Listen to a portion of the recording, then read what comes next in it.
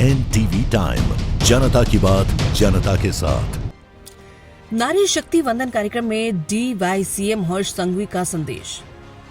गुजरात के उप मुख्यमंत्री हर्ष संघवी नारी शक्ति वंदन कार्यक्रम में मौजूद रहे। उन्होंने सभी बहनों को शुभकामनाएं दी और महिलाओं की बढ़ती भागीदारी पर जोर दिया। उन्होंने याद दिलाया कि 1919 में अहमदाबाद में सरदार पटेल ने महिलाओं की भागीदारी बढ़ाने का संकल्प लिया था।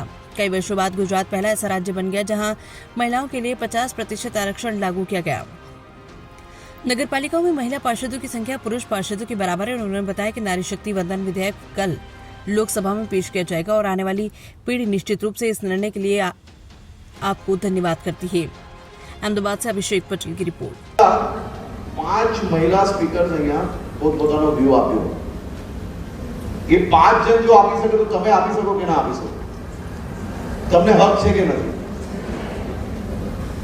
જો રાહુલ ગાંધીની બહેન પ્રિયંકા ગાંધી એ દેશની લોકસભામાં એમપી બની શકે, અખિલેશ યાદવના વાઇફ એ દેશની લોકસભામાં એમપી બની શકે, લાલુ પ્રસાદ ના વાઇફ એ પબ્લિક રિપ્રેઝેન્ટેટિવ બની શકે, તો અહીંયા બેઠેલી સામાન્ય પરિવારથી જેના પરિવારમાં કોઈ બી રાજનીતિ જોડે જોડાયેલું નથી એ કેમ લોકસભાની અંદર મેમ્બર ઓફ પાર્લામેન્ટ ના બની શકે?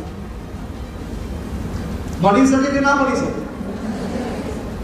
તો આ મજબૂતાઈથી 33% મહિલા રિપ્રેઝેન્ટેટિવ એ હું સ્પષ્ટપણે એવું માનું છું કે આજના દિવસે કદાચ સામાન્ય રીતે આજના લેવાયેલો નિર્ણય આજે જ તમને ફાયદો નહીં આપશે, પણ આપણી આવનારી જનરેશન માટે એક ખૂબ મોટો સ્કોપ, એક ખૂબ મોટું એવું કહી શકાય કે વેલકમ ગેટ તરીકે એને આપણે ભવિષ્યની અંદર જરૂરથી આપણે એને પ્રાપ્ત કરી શકીશું। મારું એવું માનવું છે કે બધા જ લોકો બહુ ખુલીને ખૂબ સાચા મનથી પોતપોતાના વ્યૂ આપવા જોઈએ। એક તરફ આપણે એવું માનીએ છીએ કે રિપ્રેઝન્ટેશન હોવું જોઈએ અને એક તરફ આપણે એવું માનીએ કે ખુલીને આપણે વ્યૂ ના આપીએ। ખુલીને વ્યૂ નહીં આપશો તો આ પ્રકારના મહિલાઓના રિપ્રેઝન્ટેશનને વિરોધ કરવાવાળા લોકોને વધુ મોટો અવસર પ્રાપ્ત થશે। જ્યારે તક તમે સાચી વાતની અંદર તમારો અવાજ ઉપર નહીં કરશો, જ્યારે તક તમે તમારી સાચી હકીકત, નવી ઓપોર્ચ્યુનિટીઝ આવનારા દિવસોમાં આવશે અને આનાથી કોઈ બી પુરુષે દુઃખી થવાની જરૂર નથી।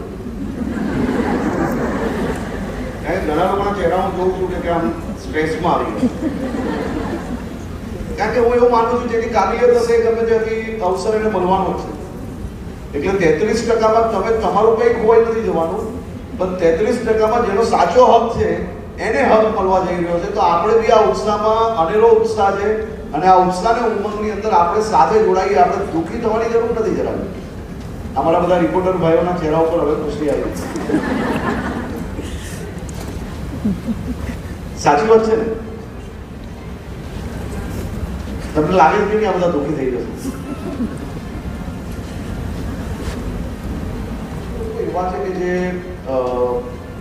ગૃહિણી હોય, કેટલા લોકો એવા છે કે જે પોતાનું ઘર સંભાળતા હોય, ખાલી કોઈ કોર્પોરેટ ફિલ્ડ જોડે નથી જોડાયા, કોઈ બીજી ફિલ્ડ જોડે જોડાયેલા નથી, ખાલી હાથ ઊંચા કરજો।